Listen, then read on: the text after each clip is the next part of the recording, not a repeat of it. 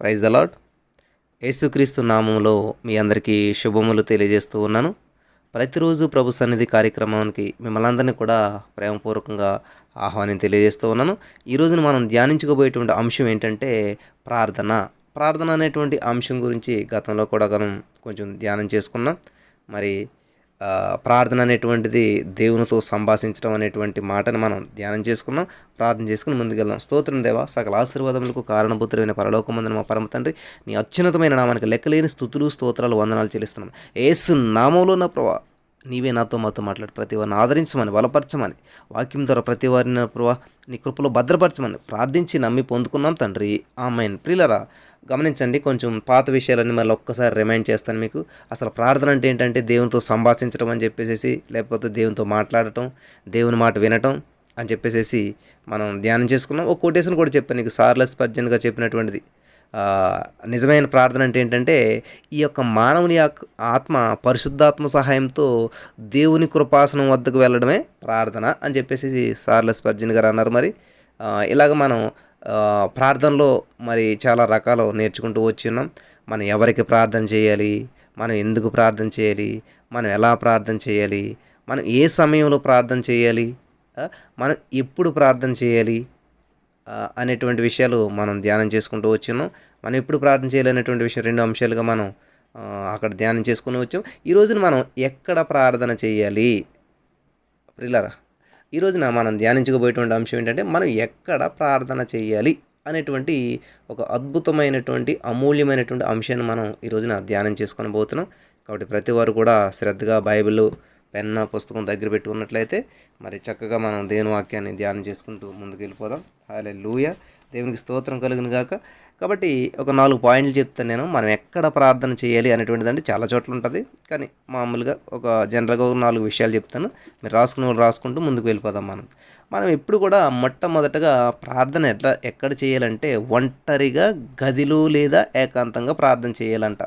మనకి మత్తయి సువార్తలో చూసినట్లయితే 6వ అధ్యాయం 6వ వచనం దేవుడు బైబిల్లో స్పష్టంగా రాయించి పెట్టారు. ఏంటంటే నేను చదువుతాను, మరి బైబిల్ తీసిన వాళ్ళు ఉంటే మరి త్వరగా వెంటనే చదివితే బాగుంటుంది. బైబిల్ రెఫరెన్స్ తీసిన వాళ్ళు కామెంట్ రూపంలో మీరు తెలియజేయచ్చు. మత్తయి సువార్త 6వ అధ్యాయం 6వ వచనంలో మరి చూసినట్లయితే అక్కడ దేవుని వాక్యం సెలవిస్తూ ఉన్నదంటే,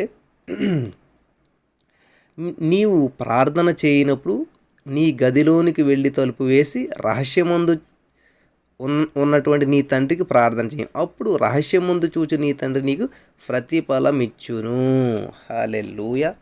పిల్లలు గమనించారా, మనం ప్రార్థన చేసినప్పుడు ఎక్కడికి వెళ్ళాలంటే గదిలోనికి వెళ్ళి తలుపు వేసి రహస్యమందున్న నీ తండ్రికి ప్రార్థన చేయము. హల్లెలూయా.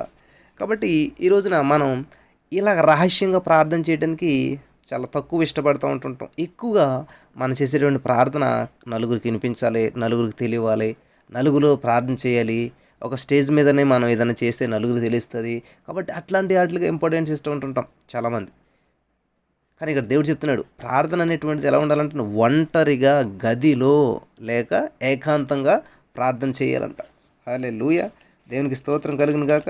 మరి బైబిల్ గ్రంథంలో మనం చూసినట్లయితే యెహెజ్కేలు గ్రంథంలో ఒక మాట ఉన్నది, చూద్దాం. యెహెజ్కేలు గ్రంథం 3వ అధ్యాయం 22వ వచనంలో ఏమని దేవుని వాక్యం సెలవిస్తూ ఉన్నదంటే, యెహెజ్కేలు గ్రంథం 3వ అధ్యాయం 22వ వచనంలో అక్కడ ఒక మాట ఉన్నది. ఏమనంటే యెహెజ్కేలు 3:22లో ఏమని ఉన్నదంటే, అక్కడ యెహోవా హస్తము నా మీదకు వచ్చి, నీవు లేచి మైదానపు భూమికి వెళ్ళుము, అక్కడ నేను నీతో మాట్లాడుదునని ఆయన నాకు సెలవిచ్చాను. కాబట్టి ఒంటరిగా ఉండాలి. యేసుక్రీస్తు ప్రభువారు కూడా దేవాది దేవుడై ఉండి ఆయన ఒంటరిగా వేకున లేచి, చీకటితోనే, చాలా చీకటి ఉండగానే లేచి ఆయన ఏం చేసేవాడంట, అరణ్యంలోనికి వెళ్ళి ప్రార్థన చేసేవాడంట. దేవుడు చీకటి ఉండగానే పర్వతానికి వెళ్ళి, అరణ్యానికి వెళ్ళి, ఒంటరిగా వెళ్ళి ప్రార్థన చేసేవాడంట. అంటే దేవుడికి ఏదైనా సమస్యలు ఉన్నాయా? లేదు. నీకు నాకు మనందరికీ మాదిరిగా ఉంచాలని చెప్పేసి ఆయన చక్కగా వేకుజానే లేచి చీకటితోటే లేచి ప్రార్థించేటువంటి అనుభవం ఆయన కలిగి ఉన్నాడు. కాబట్టి ఆయన ఎప్పుడో మాట చెప్తుంటాడు, నేను పరిశుద్ధుని కనుక మీరు పరిశుద్ధులుగా ఉండరు, నేను క్షమించాను కనుక మీరు క్షమించండి, నేను చేశాను కనుక మీరు చేయండి అని చెప్తాడు దేవుడు. అంతేకాని దేవుడు చేయకుండా ఎప్పుడు కూడా మనకి ఏది చెప్పలేదు. హల్లెలూయా. ఆయన శ్రమలను అనుభవించి విజయం పొందాడు కాబట్టి మీరు కూడా ఈ లోకంలో శ్రమలు సంభవించాయి, ధైర్యం తెచ్చుకోండి, నేను ఈ లోకాన్ని జయించాను అని చెప్పి చెప్తూ ఉంటాడు అనమాట దేవుడు ఎప్పుడు కూడా. కాబట్టి మనం ప్రార్థన చేసేటప్పుడు ఎప్పుడు కూడా గదిలోనికి వెళ్ళాలి, ఏకాంతంగా మనం ప్రార్థన చేసుకోవాలి, ఒంటరిగా మనం ప్రార్థన చేసుకోవాలి అని చెప్పి ఇక్కడ మనకి దేవుని వాక్యం సెలవిస్తూ ఉన్నది. అదేవిధంగా నూతన నిబంధనలోనే మనం చూసినట్లయితే మీకు అందరికీ తెలుసు, అపోస్తుల కార్యంలో మనం చూసినట్లయితే హల్లెలూయా, దేవునికి స్తోత్రం కలుగును గాక. హల్లెలూయా. అపోస్తుల కార్యం 12:12 ఒక మాట ఉంటుంది, మనం ఎక్కడ ప్రార్థన చేయాలంటే ఇంటిలో ఉండి ప్రార్థన చేయాలంటే. హల్లెలూయా. అపోస్తుల కార్యంలో 12:12 ఒక విచిత్రమైనటువంటి సంఘటన మనం చూస్తూ ఉంటుంటాం. అక్కడ ఏంటంటే చూడండి 12:12 ఏముందంటే, ఇట్లు ఆలోచించుకుని అతడు మార్కు అను మారు పేరు గల యోహాను తండ్రి అయిన మరి ఇంటికి వచ్చేటప్పటికి అక్కడ అనేకులు కూడి ప్రార్థన చేస్తున్నారు. ఎక్కడ? ఇంటిలో ఉండి ప్రార్థన చేస్తూ ఉన్నారు. హల్లెలూయా, దేవునికి స్తోత్రం. కాబట్టి ఇంటిలో ఉండి మనం ఏం చేయాలంటండి? ప్రార్థన చేయాలి. గదిలో ఉండి ప్రార్థన చేయాలి, ఇంటిలో ఉండి ప్రార్థన చేయాలి. అందరికీ అనుకూలంగా కొన్నిసార్లు ఉంటుంది, ఒకసారి ఉండదు. కాబట్టి పరిస్థితిని కుదుర్చుకొని మనం ప్రార్థన చేస్తూ ఉండాలన్నమాట. కాబట్టి వీళ్ళంతా ఏం చేస్తున్నారంట? ఇంటిలో ఉండి ప్రార్థన చేస్తూ ఉన్నారు. హల్లెలూయా, దేవునికి స్తోత్రం. ఎవరి కోసం? ఎక్కడో జైల్లో ఉన్నటువంటి పేతురు గారి కోసం ఇంటిలో ఉండి ఆసక్తితో నైట్ అంతా మేల్కొని ప్రార్థన చేస్తూ ఉన్నారు. తలుపులు వేసుకున్నారు, ఇంటిలోనే ఉన్నారు కానీ ప్రార్థన చేస్తూ ఉన్నారు. ఈరోజు మనం ఇంట్లోనే ఉన్నాం కానీ ప్రార్థన చేయగలుగుతున్నామా? ప్రభుతో గడపగలుగుతున్నామా? ప్రభు సన్నిధిలో ఉండగలుగుతున్నామా? అవకాశం ఉంది, అన్నీ ఉన్నాయి, ఎక్కడికో బయటికి వెళ్ళటం లేదు. కనీసం ఇంటిలోనే ఉండి మరి దేవుని సన్నిధిలో గడపగలుగుతున్నామా అని మనం పరిశీలన చేసుకుంటే ఫలితం శూన్యమైపోతుంటుంటారు. అరే, అవకాశాన్ని నేను ఎందుకని సద్వినియోగం చేసుకోలేకపోతున్నాను? అంత అద్భుతంగా ఈ రోజున మనం ఎంతో దూరాల నుంచి ఎంతోమంది ఉండి ఈ ఆన్లైన్లో ప్రేయర్ల ద్వారా బలపడుచు ఉన్నాం. ఎవరెవరు ఎక్కడెక్కడ ఉన్నారో ఎవరెవరు తెలియనటువంటిది. కానీ ఈ రోజున మనకి ఉన్నటువంటి కంఫర్ట్లో, మనకున్నటువంటి జోన్లో, మనకున్నటువంటి అవకాశంలో చక్కగా చేతిలో సెల్ ఫోన్ పెట్టుకుంటే ఈ రోజున అనేక వందల వేల మందిగా మనం కూడి దేవుని స్తుతించేటువంటి స్థితి ఈరోజు ఏర్పడుతూ ఉన్నది. మరి ఇటువంటి అవకాశాన్ని ఉపయోగించుకుంటున్నావా? మన పనిగట్టుకుని ఎక్కడికో వెళ్ళవలసినటువంటిది లేదు. కానీ దేవుని సన్నిధిలో మనం ప్రార్థన చేస్తూ ఉన్నప్పుడు అద్భుతమైనటువంటి రీతిలో ఫలితాలను చూడగలుగుతాం. కాబట్టి మనం గదిలో ఉండి ప్రార్థన చేయాలి, ఇంటిలో ఉండి మనం ప్రార్థన చేయాలి. పేతురు గారి కోసం వాళ్ళంతా మరీ ఇంటి దగ్గర కూర్చుని ఏం చేస్తున్నారంటే అందరూ కలిసి ప్రార్థన చేస్తున్నారంట. హల్లెలూయా. అటువంటి ప్రార్థన ఏం చేస్తుంది? ఫలితం తీసుకొచ్చింది. రహస్యమందు చూచుచున్న నీ తండ్రి నీకు ప్రతిఫలం ఇచ్చును. ఇలా ఇంటిలోంచి ప్రార్థన చేస్తుంటే ఎక్కడో జైల్లో ఉన్నటువంటి వ్యక్తి వాళ్ళ దగ్గరికి వచ్చాడు. పిల్లరా, మనము సమస్యలు వెంట తిరగొద్దు, మనం సమస్యలను వెతుక్కుంటూ తిరగొద్దు. ఆ సమస్య పరిష్కారంగా మారి మనల్ని వెతుక్కుంటూ వస్తుంది, మన తలుపు తడుతుంది. హల్లెలూయా, దేవునికి స్తోత్రం కలుగును గాక. ఏదైతే సమస్య ఉందో అదే పరిష్కారంగా మారి మన తలుపు తడుతుంది. ఈ రోజున మరి మరి అమ్మగారి ఇంట్లో వాళ్ళంతా ఏం చేస్తున్నారు?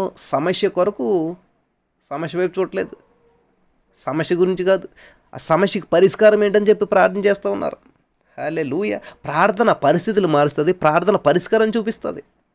కాబట్టి ఈ రోజున మనకి ఏదైనా సమస్య వస్తే సమస్యను పట్టించుకోవద్దు, సమస్య వైపు చూడొద్దు, సమస్యకి అసలే రెస్పాండ్ అవ్వద్దు, కానీ పరిష్కారం వైపు చూద్దాం, పరిష్కారాన్ని వెతుక్కుందాం.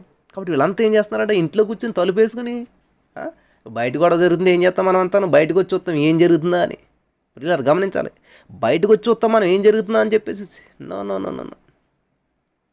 బయట ఎంతమందికి వచ్చింది వ్యాధి, ఎంతవరకు వచ్చింది, ఎన్ని దేశాలకు వచ్చింది, ఇది బయట విషయాలన్నీ పట్టించుకుంటాం.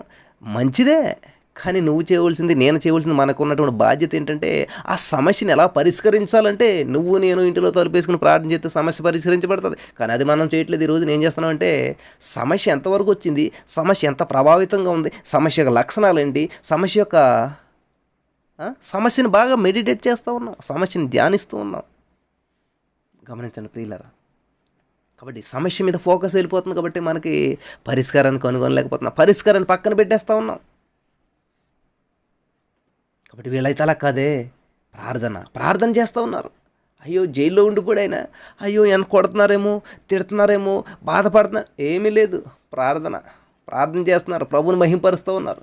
కాబట్టి ఈ రోజున ఎప్పుడు కూడా మన సమస్య గురించి మా బంధువులు ఎలా ఉన్నారు, మా స్నేహితులు ఎలా ఉన్నారు, ఎంతమందికి వచ్చింది, ఏమైంది, ఏంటి, ఎలా ఉన్నారు, ఇలారా అంత నిజంగా అంత బాధ్యత ఉన్నవాళ్ళైతే 2 నిమిషాలు ప్రార్థన చేశారు మీ బంధువుల కోసం ఎప్పుడన్నా మీరు? 2 నిమిషాలన్నా బాధపడుతూ ఉంటారు చూడండి, అయ్యో అంటారే, వాళ్ళ కోసం ఎప్పుడన్నా మీరు మోకరించి 2 నిమిషాలు ప్రార్థన చేశారు? లేదు. అందరికీ చెప్తాం, అయ్యో ఇలాగండి అలాగండి ఇలాగండి అని చెప్పేసి. కానీ వీళ్ళు ఏం చేశారు? పేతురు గారు జైల్లో ఉన్నారండి అని చెప్పి వాళ్ళ బంధువులకు చెప్పారా? స్నేహితులకు చెప్పారా? ఊరంతా తిరిగారా? పెద్దలను అట్టుకుంటున్నారా?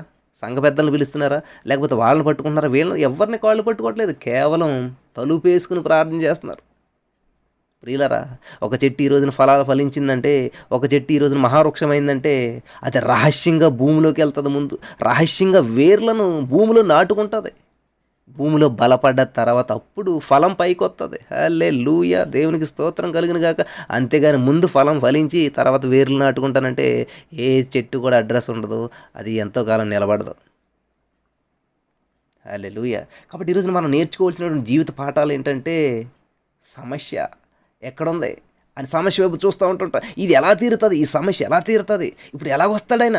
నో నో నో, అసలు ఆలోచించట్లేదు ఆయన. ఆయన సమస్య పరిష్కారంగా మారిపోయి వచ్చినా కూడా ప్రార్థన మానట్లేదు అంటండి ఇలా. ఏదైతే సమస్య అనుకున్నారో అది పరిష్కరించబడిపోయి ఆ సమస్యకు పరిష్కార మార్గం దొరికేసి పరిష్కారం వచ్చి తలుపు తడుతుంటే కూడా తలుపు తీయట్లేదంట. అంత నిమగ్నం అయిపోయి ప్రార్థనలో. హల్లెలూయా, దేవునికి స్తోత్రం. సమస్యే మనకి పరిష్కారంగా మారి మన తలుపు తట్టినా కూడా తీయకూడదు. అప్పటి వరకు ప్రార్థన చేయాలి. అప్పటి వరకు ప్రార్థనలు పోరాడుతూ ఉండాలి. అదండి ప్రార్థన అంటేనే. హల్లెలూయా. కాబట్టి మరి ఇంట్లో జరుగుతున్న ప్రార్థన అదనమాట. ఏదైతే సమస్య అనుకున్నామో అదే పరిష్కారంగా మారి మన తలుపు తడతా ఉండాలి. హలో, నేను వచ్చేసాను, నేను ఇప్పుడు సమస్యను కాదు, నేను పరిష్కారాన్ని. నేను సమస్యలో లేనిప్పుడు పరిష్కారంలో ఉన్నాను. నేను ఇప్పుడు సమస్యలో లేను, నేను బంధకాల్లో లేను, నేను విడుదల పొందాను. హల్లెలూయా. అట్లా ఉండాలి. ప్రార్థన ఏం చేస్తుంది అంటే పరిస్థితులు మార్చేస్తుంది, స్థితిగతులు మార్చేస్తుంది, సమస్తాన్ని విడుదల చేస్తుంది. అట్లా చేయాలన్నమాట మనం ఈ రోజున. ఏదైతే సమస్య అనుకుంటా ఉన్నామో దాని వైపు చూడద్దు మనం. అసలే వెళ్ళరా జైలు దగ్గరికి వెళ్ళి, పేతురు గారిని మాకు ఒకసారి చూపించండి, ఎలా ఉన్నారో మేము చూస్తాం. దెబ్బలు కొట్టారా, బాధలు పడ్డారా, పేతురు గారు భోజనం చేశారా? ఏమి కాదు, అసలు ఏం పట్టించుకోవట్లేదు వాళ్ళు. కాబట్టి ఈరోజు మీరు నిజంగా ఎవరినైనా ప్రేమిస్తున్నారంటే చెప్పొద్దు వాళ్ళు కూడా. ఫోన్ కూడా చేద్ది ఎలాగ ఉన్నారని. ప్రార్థన చేయండి, మోకరించి ప్రార్థన చేయండి, వాళ్ళ కోసం రోధించండి. సమూహంగా, కుటుంబంగా, సంఘంగా ప్రార్థన చేయండి. పరిస్థితులు మారిపోతాయి, స్థితిగతులు మారిపోతాయి. కాబట్టి చేయవలసిన విషయాలు మనం చెయ్యం, కానీ అనవసరమైన విషయాలు ఫోన్ చేస్తాం, మాట్లాడతాం. అయ్యో ఇట్లాగైంది అట్లాగైంది, అది 66 మందికి చెప్తాం. వాళ్ళకి వచ్చింది చిన్న బలహీనత అయినా దాన్ని పెద్ద బలహీనత చేస్తాం. వాళ్ళ మీద 100 మంది సానుభూతి చూపిందులోకి మనిషి దినదినం అనగారిపోతుంటుంటాడు. ప్రియులారా, గమనించండి. ఈరోజు ఇటువంటి జీవితాలు జీవిస్తూ ఉన్నాం మనం. ఎటువంటి పద్ధతుల్లో మనం ముందుకు నడుస్తూ ఉన్నాం? ఒకసారి మన మాటలు ఎదుటివారికి జీవాన్నిచ్చేటువంటివి ఉన్నామా? మన మాటలు ఎదుటివారిని బలపరిచేటువంటి విధంగా ఉంటా ఉన్నాయా? ఆలోచన చేస్తున్నాం ఒక్కసారి మనం. లేదు, అంతా కూడా ఇదే ఫోకసింగ్. ఎందుకని రాసిపెట్టాడు దేవుడు ఇవన్నీ? వాళ్ళు ఏం చేస్తున్నారు? ఇంట్లో తలుపేసి గడి కూడా పెట్టేశారంటండి. అసలు బయట వాళ్ళు మాట వినపడకుండా, బయట ఎవరు వచ్చినా రాకుండా మొత్తం తలుపు లాక్డౌన్ చేసేసుకుని తలుపులోను లోపల ఇంట్లో నుండి ప్రార్థన చేస్తున్నారంట, జైల్లో ఉన్న ఆయన కోసం. హల్లెలూయా. హలో నా ప్రియమైనటువంటి సహోదరి, స్నేహితులారా, కాబట్టి ఈరోజున సమస్య వైపు ఫోకస్ చేసేసేసి అయ్యో సమస్య అని నీ నోటి నిండా సమస్య ఉన్నదా?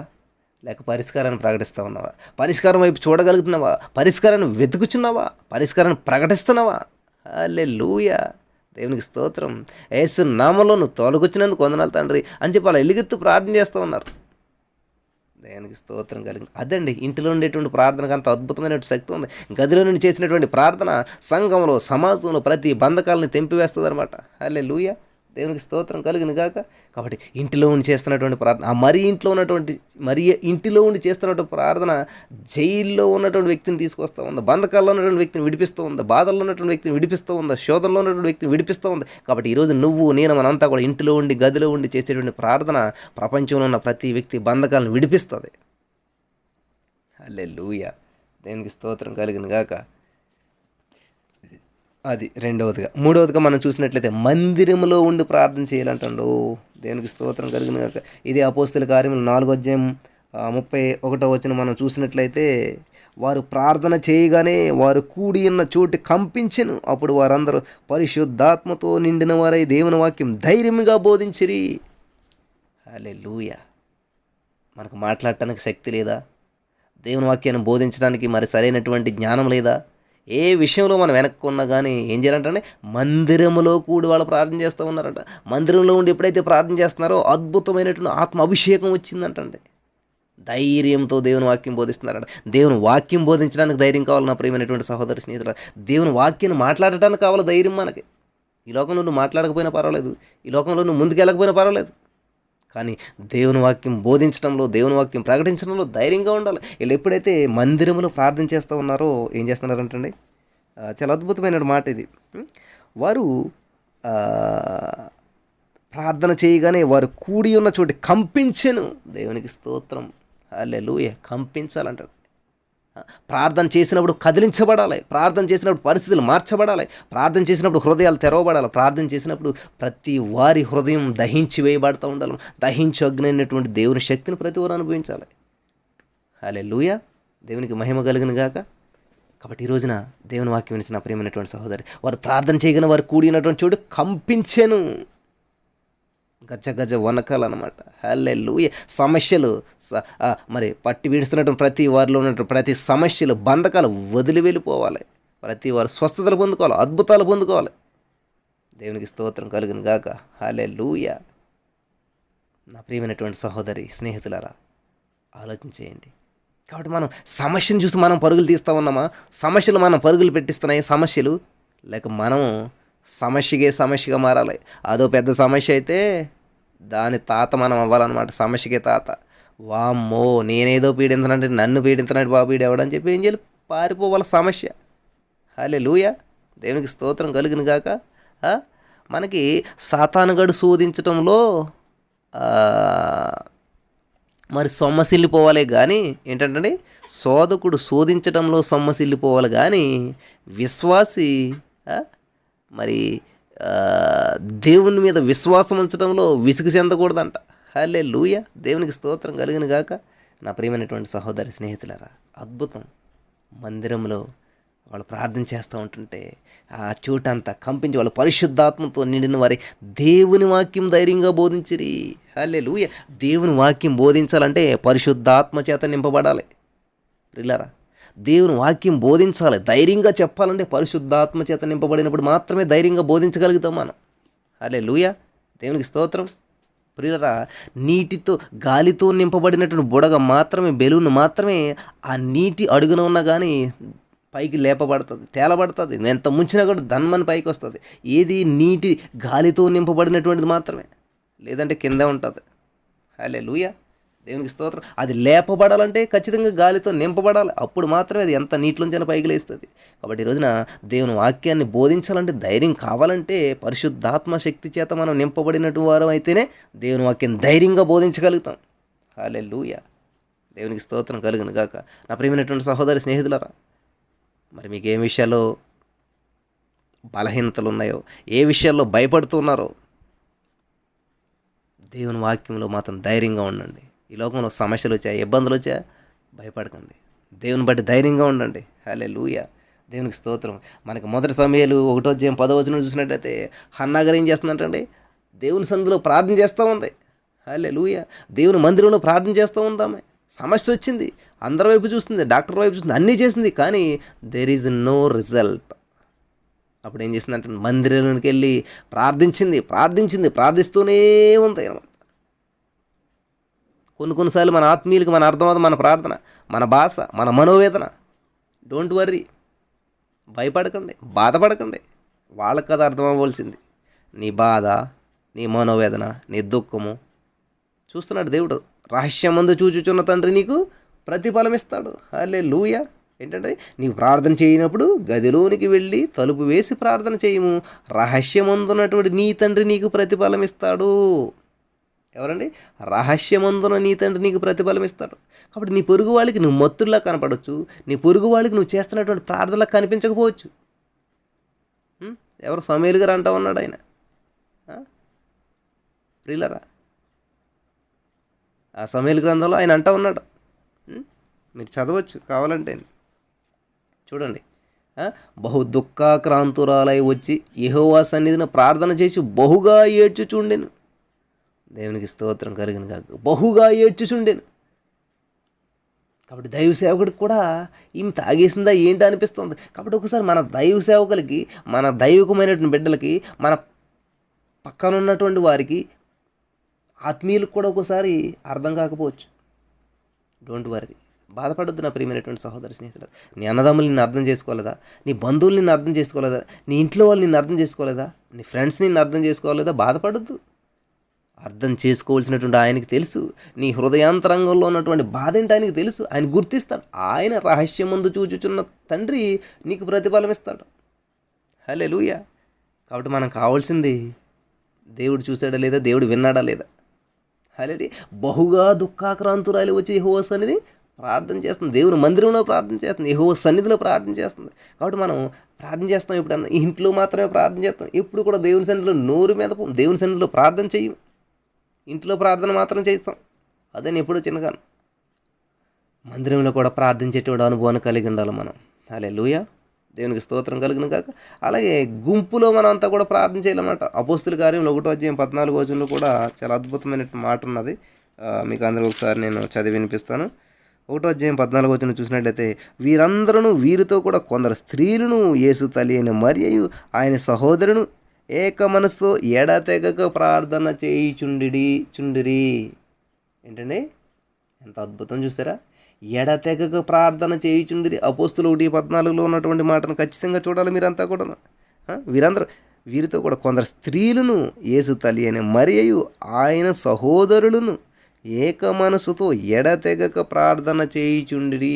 గుంపు ప్రార్థన, గ్రూప్ ప్రేయర్. ప్రియులారా, ఒక్కోసారి మనం చక్కగా ఇంట్లో వండుకుని తింటుంటాం, ఒక్కోసారి పెళ్లి భోజనానికి వెళ్తుంటుంటాం, ఒక్కోసారి ఇంకో భోజనానికి వెళ్తుంటుంటాం, ఒక్కోసారి ఫ్రెండ్స్తో కలిసి వెళ్తుంటాం. ఇన్ని రకాల భోజనాలు చేస్తాం, ఇన్ని రకాల పార్టీలకు వెళ్తామే. మరి దేవుని స్తుతించేటప్పుడు ఎప్పుడన్నా మనం ఇటువంటి ఒక గ్రూప్ రిలేషన్షిప్ కలిగి ఉన్నామా? ఒక మరి చక్కటి సహవాసాన్ని కలిగి ఉన్నామా? ఆలోచించండి ఒకసారి.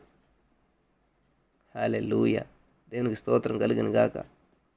కేవలం ప్రార్థన అంటే యేసునాయన తండ్రి దీవించి ఆశ్రయించి ఆమెన్, ఇట్లాగనే మనం చేసుకున్నదో మనకు అనుకున్నదో వచ్చిందో ప్రార్థన ఇట్లా అనుకుంటూ ఉంటుంటారు. కాబట్టి ఒంటరిగా ప్రార్థన చేయాలి, సంఘంలో ప్రార్థన చేయాలి, దేవాలయంలో ప్రార్థన చేయాలి, గుంపుగా ప్రార్థన చేయాలి. హల్లెలూయా. దేవునికి స్తోత్రం కలుగును గాక. స్నేహితులతో కలిసి ప్రార్థన చేయాలి. మరి దానియేలుకి సమస్య వచ్చినప్పుడు స్నేహితులకు పిలిచి చెప్తున్నాడు, రాజుగారికి కాల్ వచ్చిందంటే మీరు అందరూ ఉపవాసం ఉండండి, ప్రార్థన చేయండి అని చెప్తున్నాడు. మరి గుంపుగా ప్రార్థన చేయాలి. ఎస్తేరు రాణి గారు చూసినట్లయితే జాత అంతా కూడా ఉపవాసం ఉండండి, మనంతా కలిసి ప్రార్థన చేయాలి, గుంపు ప్రార్థన చేయాలి. మీరు అక్కడ గుంపుగా కూడా ప్రార్థన చేయాలి, ఇక్కడ నేను నా చెలికతులతో గుంపుగా కూడా ప్రార్థన చేస్తాను. కాబట్టి గుంపులో మనం ప్రార్థన చేయాలి, కలిసి ప్రార్థన చేయాలి, ఒక సహవాసంలో ప్రార్థన చేయాలి. ఈ విధమైనటువంటి ప్రార్థనలు ఉన్నాయి మనకి ఎప్పుడన్నా? ఎప్పుడు కూడా ఒంటరి ప్రార్థనే, ఒక్క ప్రార్థనే మంచిదే, ఒక్కరిగా చేయటం మంచిదే. కానీ ఇవన్నీ కూడా ఇన్వాల్వ్ చేసుకుంటూ ఉండాలి, గ్రూపు ప్రార్థనలు ఉండాలన్నమాట. వీరితో కూడా కొందరు స్త్రీలను, యేసు తల్లి అయినటువంటి మరియయు ఆయన సహోదరులను ఏక మనసుతో ఎడతెగక ప్రార్థన చేయుచుండిరి. ఎడతెగక అంటే ఏంటంటే ఎక్కడ ఆగిపోకుండా, సోలిపోకుండా, ఒడిలిపోకుండా, వాడిపోకుండా, మాడిపోకుండా. కాబట్టి మన జీవితం అంతా కూడా ఆగిపోవాలి, ఆగిపోతూ ఉంటుంది, సాగిపోవట్లేదు అనమాట. హల్లెలూయా. దేవునికి స్తోత్రం కలుగును గాక. ప్రార్థన చేయాలి, మనం ప్రార్థన చేయాలి. అంటూ ఉంటుంటాం మళ్ళీ, దేవా నాకు ప్రార్థన రాదండి, ప్రార్థన నేర్పండి. హల్లెలూయా. దేవునికి స్తోత్రం కలుగును గాక. ప్రార్థన వినిడి పావనుడా, ప్రార్థన మాకు నేర్పుమయా. ప్రార్థన వినిడి పావనుడా, ప్రార్థన మాకు నేర్పుమయా. శ్రేష్టమైన భావము గూర్చి శిష్య బృందముకు నేర్పితివి, శ్రేష్టమైన భావము గూర్చి.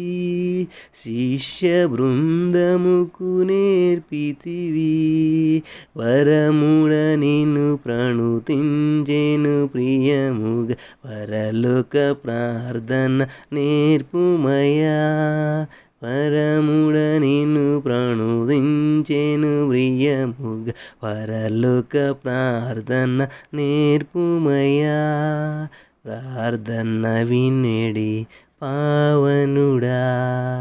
ప్రార్థన మాకు నేర్పుమయా.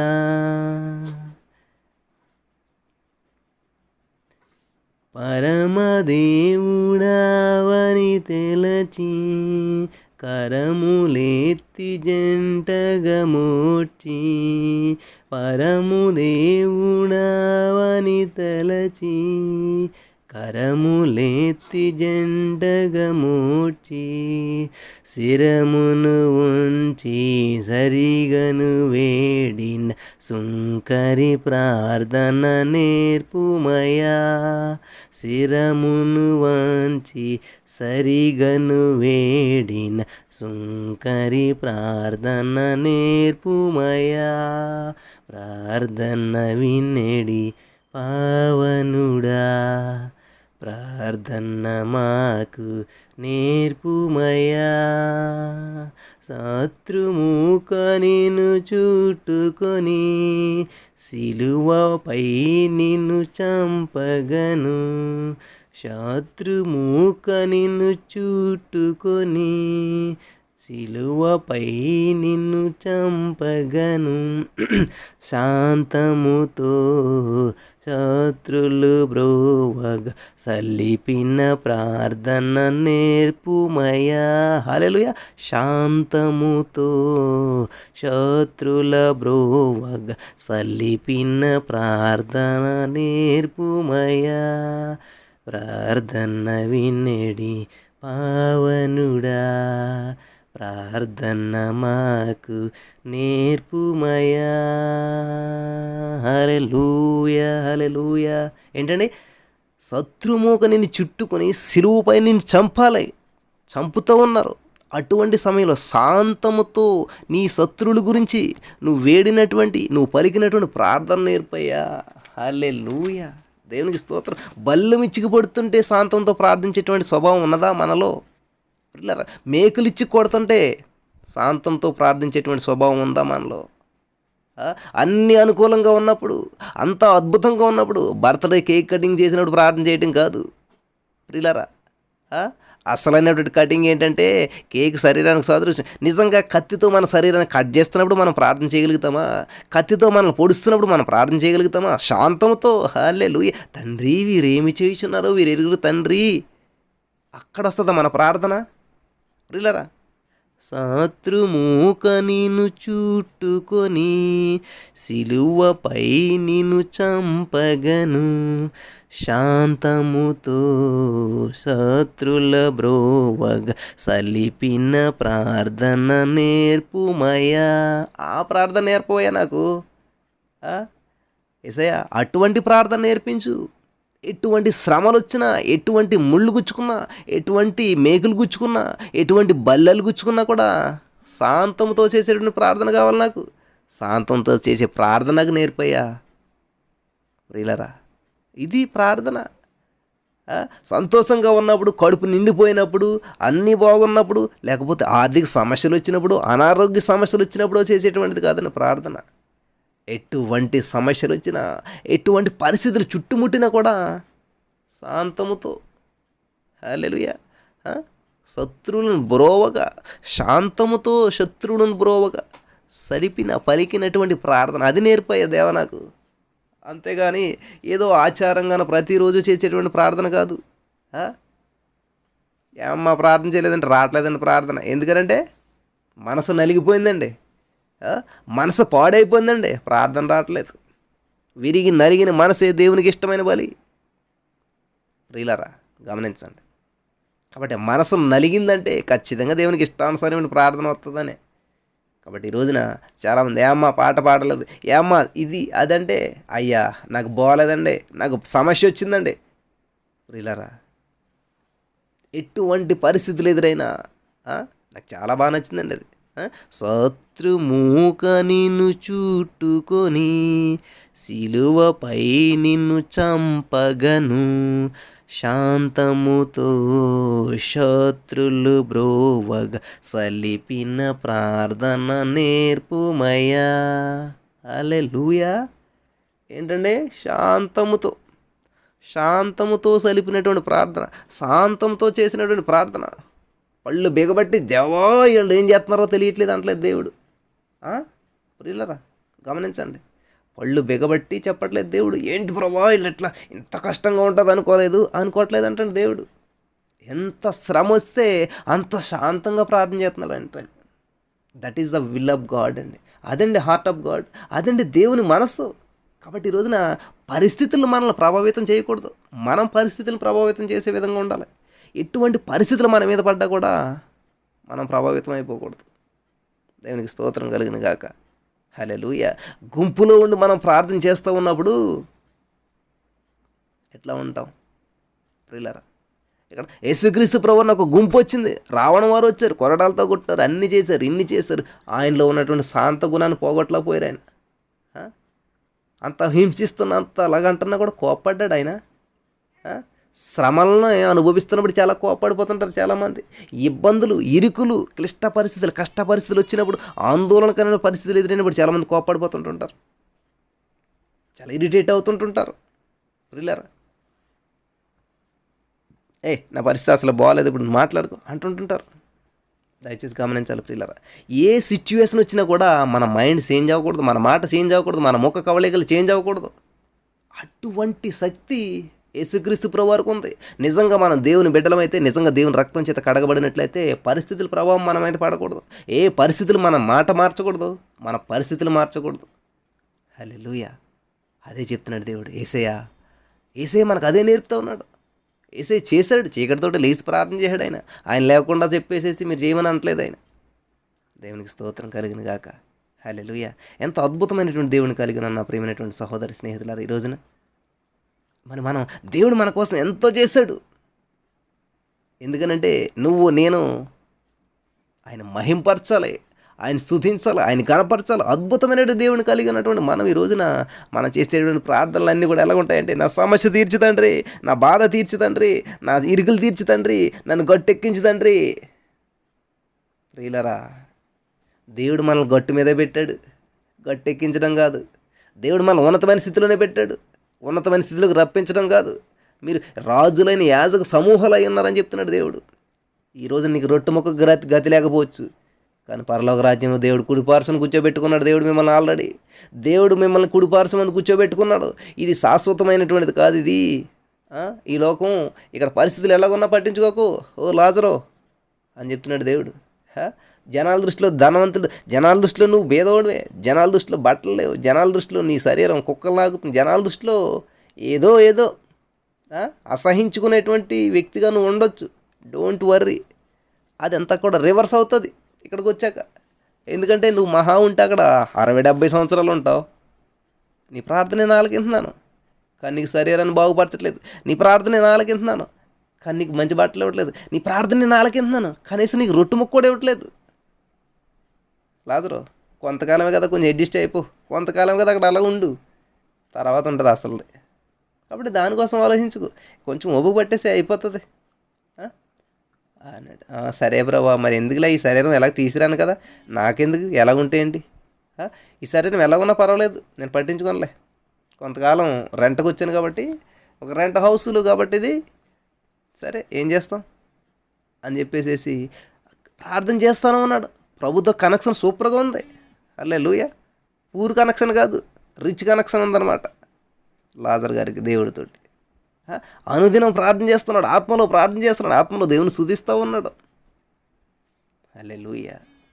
రిచెస్ట్ పర్సన్ అయ్యాడండి. దేవునికి స్తోత్రం. Hallelujah, hallelujah. Thank you Jesus, Holy Spirit of God. కాబట్టి దేవుడు మాదిరి నుంచి వెళ్ళాడు మనకి, దేవుడు అన్నీ కూడా చూపించి వెళ్ళాడు. హల్లెలూయా. దేవునికి స్తోత్రం కలుగును గాక.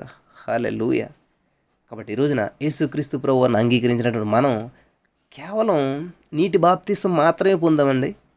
పిల్లరా, మనం నీటిలో మునిగామంటే ముంచేసేయాలి, సమాధి చేసేసేయాలి. మనలో ఉన్న కోపము, ద్వేషము, అసూయ ప్రతి దాన్ని సమాధి చేస్తున్నామని అర్థం. అక్కడ బాప్తీసం తీసుకుంటున్నామంటే గుంపులో కలిపి మనం ప్రార్థన చేస్తున్నామంటే బాప్తీసం పొందిన తర్వాత మనమంతా కూడా నీటిలో మునగడం అంటే సమాధి. మన పాపము, శాపము, దోషము, కోపము ప్రతిదాన్ని సమాధి చేసి పైకి నూతన సృష్టిగా రావాలి. ఈ నూతనమైనటువంటి సృష్టిలో మడత, మచ్చ, డాగు, కళంకం ఏది లేనటువంటి వారికి మనం పైకి వస్తూ ఉన్నాం. అదండి బాప్తీసం అంటే. సమాధి చేయబట్టం అనమాట. ఏంటా సమాధి? కోపము, ద్వేషము, అసూయ ఏదైతే ఉందో అది సమాధి చేయబడాలన్నమాట. యేసు రక్తంలో అదంతా కూడా సమాధి అయిపోయిందనమాట. కాబట్టి దేవుడు చెప్తున్నాడు, ప్రయాసపడి భారం మోచిన సమస్త జనులారా నా ఎద్దకు రండి అంటే మనం ఏం చేస్తామంటే యేసు రక్తం దగ్గరికి వెళ్ళాం. ఇవన్నీ మోసుకుని తీసుకుని వెంట వేసుకుని వెళ్ళాం. శాపాలు, పాపాలు ఇవన్నీ కూడా. అప్పుడు ఏం చేస్తున్నాడంటే యేసు రక్తంలో ముంచుతూ ఉన్నాడు. మనల్ని ముంచి అవన్నీ ఆయన తీసేసుకున్నాడు. మనలో ఉన్న శాపము, భారము అంతా కూడా ఆయన తీసేసుకుని నీటిలోంచి ఒక పావురం వలె పైకి లేపి, ఒక తెల్లని పావురం వలె, ఒక గాలిలో ఎగిరేటువంటి పావురంగా చేసి మనల్ని ఇట్లా ఆ నీటిలోంచి పరిశుద్ధ పావురంగా పైకి లేపు వదులుతా ఉన్నాడు. ఎగురు, నువ్వు స్వేచ్ఛగా జీవించని చెప్పేసి. హల్లెలూయా. దేవునికి స్తోత్రం కలుగును గాక. కాబట్టి నన్ను దేవుడు విడిపించాడు, నడిపించాడు స్వేచ్ఛగాను. కాబట్టి ఒంటరిగా గదిలో ప్రార్థన చేయగలుగుతామన్నా? ఏకాంతంగా మనం ప్రార్థన చేయగలుగుతామన్నా? గదిలోనికి వెళ్ళి తలుపేసుకుని రహస్యమని చూసే దేవుడికి ప్రార్థన చేస్తూ ఉన్నామా? మరి ఇంట్లో ఉండి మనం ప్రార్థన చేయగలుగుతున్నామా? మందిరంలో ప్రార్థన చేయగలుగుతున్నామా? గుంపుల్లో ప్రార్థన చేయగలుగుతున్నాం? ఇటువంటి ప్రార్థనలన్నీ మనం చేయగలుగుతూ ఉన్నామా? ఒక్కసారి మనం ఆలోచన చేసుకుందాం. ప్రియ సహోదరి, స్నేహితులారా, హల్లెలూయా. కాబట్టి బాప్తిసం పొందాం, వెరీ గుడ్. కానీ మనలో ఈ సమాధి చేయబడవలసిన సమాధి చేయబడలేదు ఇంకా. ప్రియులారా, గమనించండి. దేవునికి స్తోత్రం కలుగును గాక. కాబట్టి ఈ రోజున బాప్తిసం పొందాము అని మనం చెప్పుకుంటే సరిపోదు, రక్షించబడ్డాము అంటే చెప్తే సరిపోదు. మన విధానంలో మరి మన యొక్క గతంలో మనమెంతో కోపిష్ఠులు అవ్వచ్చు, గతంలో మనమెంతో మరి లోకానుసారమైనటువంటి విధానంలో ఉండొచ్చు, గతంలో మనమెంతో మరి సమయాన్ని వృధా చేసిన వాళ్ళు అవ్వచ్చు, గతంలో మనమెంతో దేవునికి దూరంగా జీవించినటువంటి. ఇప్పుడు సమీపస్తులమయ్యాం, ఆయన బ్లడ్ రిలేషన్ అయిపోయాం. దేవునికి బ్లడ్ రిలేషన్ చాలా దగ్గర వాళ్ళం అయిపోయాం. కాబట్టి ఈ రోజున దేవుని వాక్యం వినిసిన నా ప్రియమైనటువంటి సహోదరి, స్నేహితులారా, ప్రార్థన చేద్దాం. దేవుడికి ప్రభువుని మహింపరుద్దాం, ప్రభువుని గణపరుద్దాం. ఆయనే మన దేవుడు. ఆయన మాదిరి నుంచి వెళ్ళాడు, ఆయన మనసును మనకి ఇచ్చేళ్ళాడు, ఆయన ఆలోచనలు మనకి ఇచ్చేళ్ళాడు, ఆయన ప్రణాళికను మనకి ఇచ్చేళ్ళాడు. దాన్ని ఫుల్ఫిల్ చేయవలసిన బాధ్యత మనకు. సమస్త జనులు శిష్యులుగా చేయమని చెప్పాడు దేవుడు. నువ్వు శిష్యుడిగా ఉండి నాకు చాలు అని అనట్లేదు. హల్లెలూయా. దేవుడు ఇప్పుడు కూడా నువ్వు తింటే చాలు నాకు అంటావు. నువ్వు తిను, 10 మందికి తినిపించు అంటాడు. నువ్వు నడు, 10 మందిని నడిపించు అంటాడు. నువ్వు బాగో, 10 మందిని బాగు చేయి అంటాడు. అదండి దేవుని చిత్తం. నువ్వు ఫలించు, 10 మందిని ఫలింపచేయి, విస్తరింపచేయి అని చెప్తూ ఉంటుంటాడు. భూమిని అంతా నిండించని చెప్తాడు. ఆశీర్వాదాలతో నిండించి భూమి మీద ఉన్న సమస్త జనులను శిష్యులుగా చేయని చెప్తాడు. హల్లెలూయా. ప్రియులారా, ఈరోజున దేవుని వాక్యం ఇచ్చినటువంటి మీరు ఎప్పుడన్నా ఆలోచన చేస్తారా?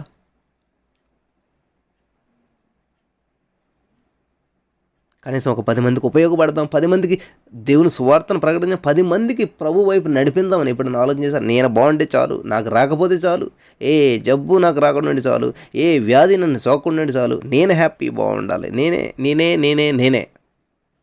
నిజంగా నువ్వే బాగుండి ప్రపంచంలో ఏ మనిషి లేకపోతే ఏం చేస్తాం? ఆలోచన చేశారు ఎప్పుడన్నా అట్లాగా? నేను బాగుండాలి అనుకుంటారా? అసలు ప్రపంచం అంతా మనిషి ఒక్కడు లేకుండా నువ్వు ఒక్కడే బాగుండి ఉన్నావు అనుకోండి, ఉపయోగం ఉంటుందా? కాబట్టి అందరూ బాగుండాలి, అందులో నేనుండాలి అనుకోవాలి ఎప్పుడు సరే. కాబట్టి ఈరోజు చాలా అద్భుతమైన విషయాలు దేవుడు తెలియజేశాడు. నేను అనుకున్నది ఏదో ఇంకా వేరే విషయాలు చెప్పాలని అనుకున్నాను, కానీ సమయం అయిపోయింది. ఒంటరిగా గదిలో ప్రార్థన చేయాలి. గదిలోనికి వెళ్ళి తలుపు వేసుకుని రహస్యమని చూస్తున్న తండ్రికి ప్రార్థన చేయాలి. హల్లెలూయా.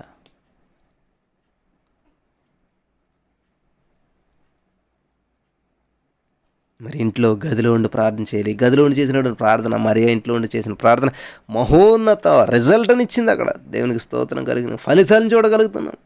అక్కడ మందిరం నుండి ప్రార్థన చేసినప్పుడు వాళ్ళు పరిశుద్ధాత్మతో నిండుకొని వారే సువార్తను ప్రకటించారంట. గుంపులో ఉండి చేసేటువంటి ప్రార్థన చూడండి ఎంత అద్భుతం చేస్తూ ఉంది. అక్కడ అనేక మంది స్త్రీలు ప్రతి వారు కలిసి దేవుణ్ణి మహింపరుస్తూ ఉన్నారు. హల్లెలూయా, దేవునికి స్తోత్రం. కాబట్టి మనం కూడా గుంపుగా ప్రార్థించగలుగుతా ఉన్నాం. ఒకసారి దినకరణ గారు బీచ్ దగ్గరికి వెళ్ళారంట. ఎందుకో పని ఉండే ఆయన అంటున్నారంట, ఈ ప్రదేశం చాలా బాగుంది కదా, మనం ఇక్కడ అంతా కలిసి ప్రార్థన చేద్దామా అన్నారంట. ప్రార్థన చేశారంట అంతా కూర్చొని. కాబట్టి ఈ రోజున ఏదన్నా పని మీద వెళ్ళినా ఎక్కడికైనా వెళ్ళినా అసలు దేవుని మాట ఎత్తాం. మనం క్రైస్తవులను తెలిసిపోతుంది అనుకుని కూడా మాట్లాడం.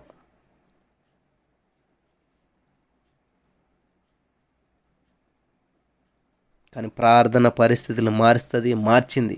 ఈరోజు నా ప్రియులరా, దేవుని వాక్యం ఇచ్చినట్టు మీరు సమాధి చేయబడ్డారా, లేక సమాధిలోంచి ఆల్రెడీ లేచి వచ్చేసారా? మళ్ళీ సమాధి చేస్తుంటే మళ్ళీ లేచి వచ్చేసారా సమాధిలోంచి, సమాధి పూర్తి అవ్వకుండా? కాబట్టి ఈ రోజున ప్రశ్నించుకుందాం మనం. నిజమే, నేను ప్రార్థన చేస్తూ ఉన్నానే, ఎటువంటి ప్రార్థన చేస్తున్నాను? దినంబు చేసిన సేవ దైవ చిత్తముకు సరిపోవా, దీనుడవయ్య దిట్టముగాను కొండను చేసిన ప్రార్థన నేర్పుమయా, ప్రార్థన వినడి పావనుడా, ప్రార్థన మాకు నేర్పుమయా, ప్రార్థన వినడి పావనుడా. ప్రార్థన మాకు నేర్పుమయా. హల్లెలూయా. శాంతముతో శత్రువులను బ్రోవగలిగినటువంటి, అలా నడపగలిగినటువంటి ప్రార్థన మాకు నేర్పుదేవా. కాబట్టి శత్రువుని ప్రేమించేటువంటి ప్రేమ కనిపిస్తుందా మనకి? అదండి ప్రేమ కావాలి మనకి. శత్రువుని ప్రేమించగలిగేటువంటి సహనం మనలో ఉందా? అటువంటి ప్రేమ మనలో ఉందా? హల్లెలూయా. అట్లా లేనట్లయితే పెదాలతో చేస్తున్నట్టే మనం ప్రార్థన. నిజంగా శత్రువుని నిజంగా ప్రేమించినప్పుడు ఖచ్చితంగా మనం భారంతో ప్రార్థించగలుగుతూ ఉంటాం. హల్లెలూయా. Thank you Jesus. చాలా అద్భుతమైన విషయాలు దేవుడు ఈరోజు మనతో మాట్లాడుతూ వచ్చి ఉన్నారు. మరి ఈ వాక్యం నుంచి నా ప్రియమైనటువంటి సహోదరి స్నేహితులారా, మిమ్మల్ని హింసించే వారి కొరకు ప్రార్థన చేయమన్నటువంటి వాక్యం ప్రకారం మరి ఎటువంటి సమస్యలు వచ్చినా, ఇబ్బందులు వచ్చినా కూడా దేవుని విడిచిపెట్టొద్దు. దేవునికి మరి అద్భుతమైన రీతిలో మనం ఆరాధన చేద్దాం, దేవుని మహింపరుద్దాం. సమస్త మహిమ యేసుకే చెల్లింది గాక. హల్లెలూయా. ఈరోజు ఈ యొక్క వాక్యం ద్వారా మీరు బలపడి ఉన్నారని నమ్ముచున్నాను. మరి ఒంటరిగా చేసేటువంటి ప్రార్థన, గదిలో లేక ఏకాంతంగా చేసేటువంటి ప్రార్థన, మరి రెండోది ఏంటంటే ఇంట్లో ఉండి ప్రార్థన, మూడోది ఏంటంటే మందిరంలో ఉండి ప్రార్థన, నాలుగోది ఏంటంటే గుంపులో ఉండి ప్రార్థన. ఇన్ని రకాలైనటువంటి ప్రార్థన చేస్తూ ఉన్నప్పుడు జీవితం చాలా అద్భుతమైనటువంటి రీతిలో ఉంటుంది. హల్లెలూయా. దేవునికి స్తోత్రం. ప్రియులారా, మరి ఈ విధంగా మనం కూడా ప్రార్థన చేద్దాం. గుంపులో ప్రార్థన చేద్దాం, ఒంటరిగా ప్రార్థన చేద్దాం, గదిలో ప్రార్థన చేద్దాం, సంఘంలో ప్రార్థన చేద్దాం, మందిరంలో ప్రార్థన చేద్దాం. అన్ని విషయాల్లో దేవుని స్తుతించుదాం, మహింపరుద్దాం. మరి అటువంటి కృప దేవుడు మనందరికీ అనుగ్రహించును గాక. ఆమేన్. ప్రార్థన చేసుకుందాం. స్తోత్రం దేవా, సర్వోన్నతుడు, చాలా అద్భుతమైన విషయాలు ఈరోజు మాకు తెలియజేస్తావు. ఎందరైతే ఈ వాక్యాన్ని విన్నారో అందరం జ్ఞాపకం చేసుకోమని, కృప చూపించమని, నీ నామ మహిమార్థం నడిపించమని మా రక్షకుల ప్రభువైన యేసు నామములో ప్రార్థించి నమ్మి పొందుకొని ఉన్నామా పరమ తండ్రి. ఆమేన్.